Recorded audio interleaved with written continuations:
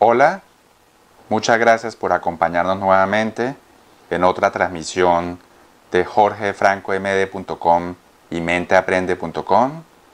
La idea es seguir creando videos y material para difundir información sobre diferentes temas, especialmente de salud mental. El tema de hoy es sobre suicidio, haciendo énfasis en su prevención, en qué podemos hacer para identificar a las personas en riesgo, cómo podemos ayudarlas, cómo abordar el tema, qué cosas podemos hacer para prevenirlo. Les voy a dar algunos datos relacionados con el suicidio.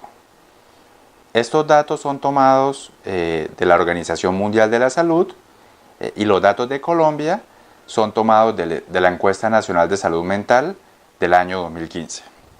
Entonces, el suicidio es la segunda causa de muerte en las personas entre los 15 y los 29 años en los países con nivel de ingresos alto.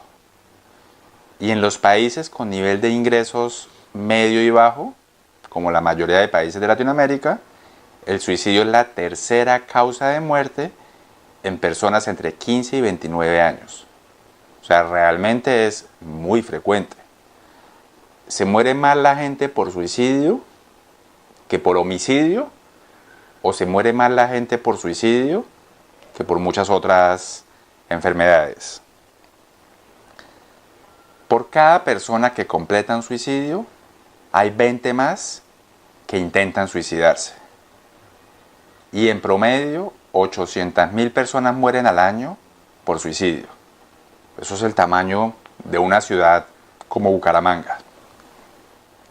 La tasa de suicidio en promedio a nivel mundial es entre 5 y 6 por cada 100.000 habitantes.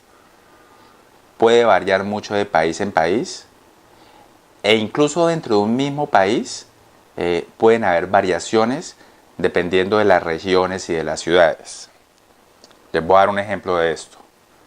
Por ejemplo, en India hay regiones donde la tasa de suicidio en hombres es de 6 por cada 100.000 habitantes y hay otras regiones donde la tasa llega a ser hasta 66 por cada 100.000 habitantes, o sea, 10 veces más dentro del mismo país. Y en mujeres, en India, hay regiones donde la tasa es de 2,3 por cada 100.000 habitantes hasta 39,7 por cada 100.000 habitantes, 10 veces más. O sea, realmente eso le muestra a uno que sí hay muchos factores culturales, ambientales, demográficos, que pueden influir, ya sea como factor protector o como incremento de riesgo. ¿Sí? Factores como la pobreza, la violencia, la corrupción, los conflictos armados, la violencia intrafamiliar, el maltrato, el abuso, pues son cosas que influyen.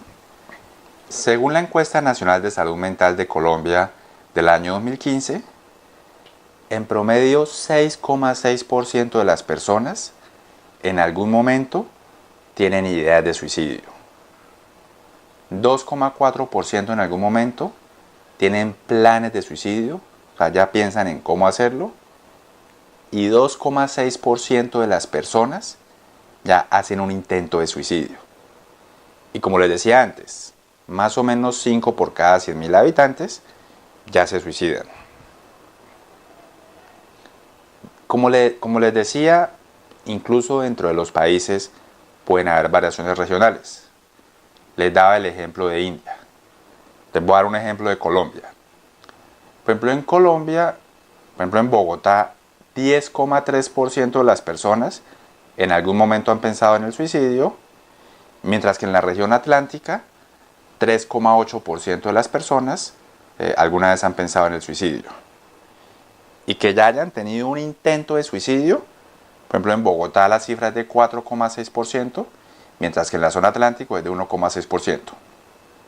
Más o menos, ¿qué porcentaje de personas planean un suicidio después de tener ideas de suicidio? Aproximadamente el 36%. Estos son datos también de Colombia, de la Encuesta Nacional de Salud Mental. ¿Y qué porcentaje de personas intentan el suicidio después de haberlo planeado? Un 39%.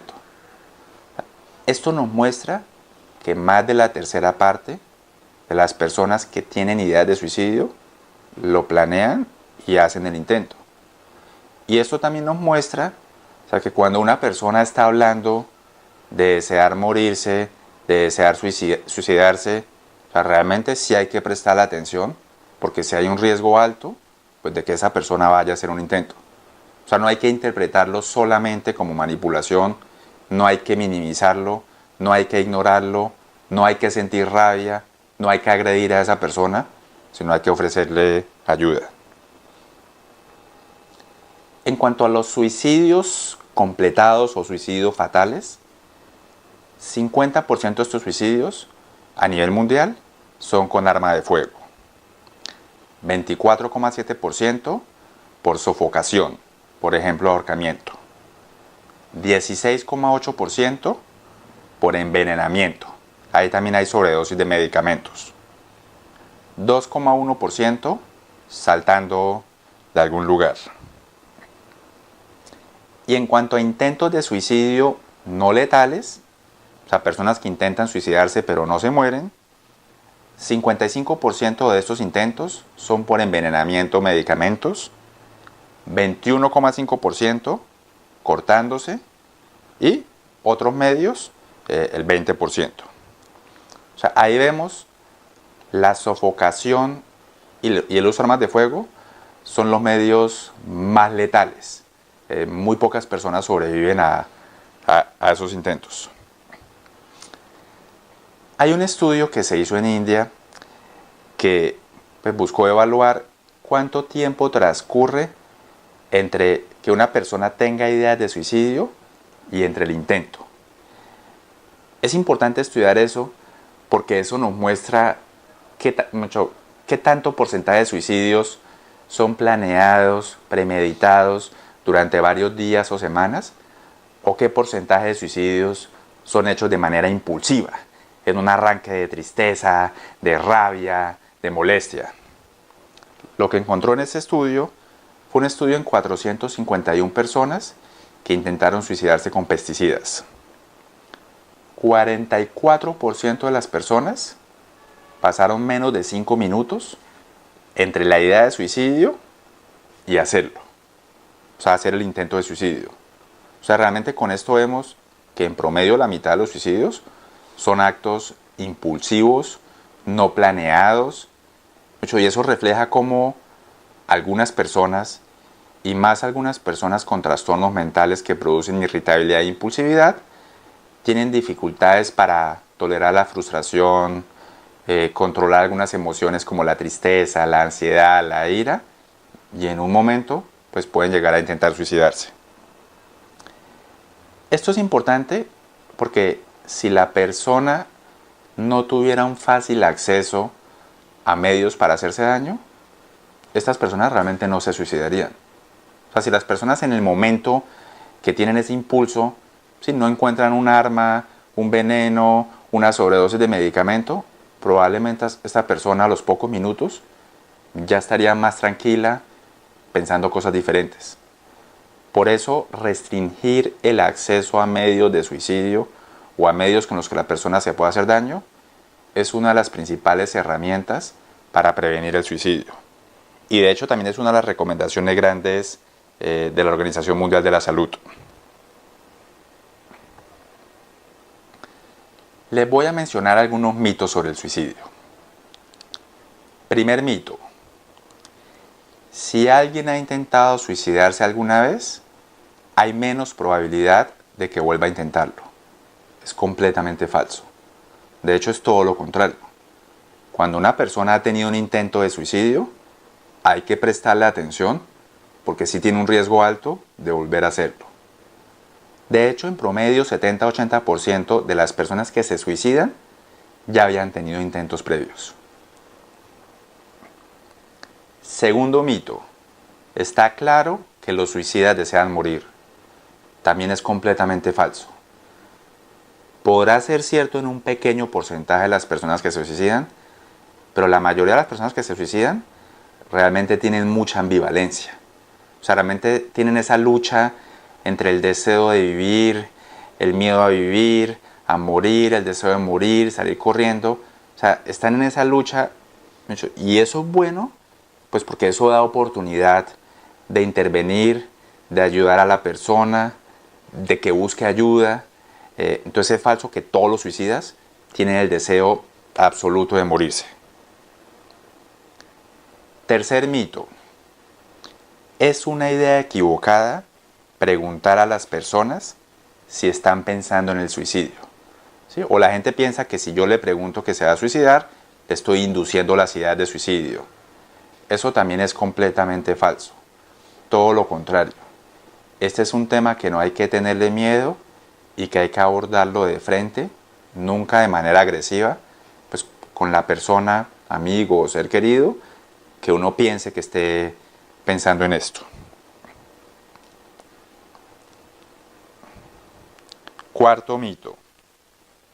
Todas las personas con intentos de suicidio o que se suicidan tienen un trastorno mental. Bueno, no es tan cierto. A pesar de que la gran mayoría de personas que se suicidan o tienen intentos de suicidio sí tienen un trastorno mental, realmente no todas. Los trastornos mentales que más incrementan el riesgo de suicidio son el trastorno bipolar, la depresión, la esquizofrenia, el abuso y dependencia de sustancias. Pero como les decía, realmente algunas personas, y ahí perfectamente hay un 20 o 30% de las personas que hacen intentos de suicidio o que se suicidan, no cumplen todos los criterios o no tienen todos los síntomas para uno decir que tienen un trastorno mental. Quinto mito. Las personas que hablan de quitarse la vida nunca lo harán. Es una manera de desahogarse o de manipular a la gente. Los que se suicidan normalmente no hablan de ello, sencillamente lo hacen. Totalmente falso. De hecho, la mayoría de personas que se suicidan han hablado previamente del tema y han dado manifestaciones de que están pensando o planeando hacerlo. O sea, si un amigo o ser querido hace un intento de suicidio, o sea, realmente sí hay que prestarle atención. No lo vean solamente como manipulación o llamar la atención. Incluso, o sea, así sea cierto, o sea, así tenga un componente real de manipulación, de todas maneras esa persona está sufriendo, de todas maneras esa persona tiene un problema y de todas maneras esa persona se puede beneficiar de una ayuda profesional.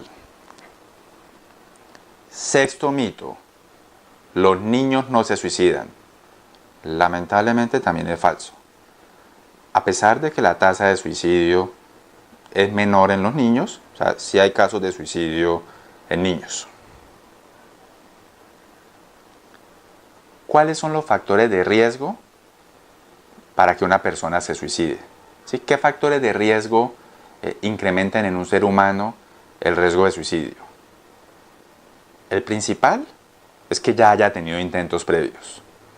Como les decía, tener intentos previos sí aumenta el riesgo de futuros intentos y de suicidio. Segundo factor de riesgo es la parte genética. Si en la familia de una persona hay antecedentes de suicidio, de intentos de suicidio o de enfermedades que aumenten el riesgo de suicidio, como el trastorno bipolar, la depresión, pues esa persona sí tiene más riesgo de suicidarse. Otros factores de riesgo son factores biográficos, como las experiencias que una persona ha vivido a lo largo de su vida, principalmente en la infancia. Experiencias como el maltrato, el abuso, la violencia intrafamiliar, la negligencia, todo eso, o sea, lamentablemente sí deja huellas psicológicas e incluso biológicas en el cerebro que incrementan el riesgo de suicidio a lo largo de la vida. Los problemas de abuso y dependencia de sustancias psicoactivas, incluyendo el alcohol, la marihuana, la cocaína y en general todas las sustancias psicoactivas, también incrementan el riesgo de suicidio.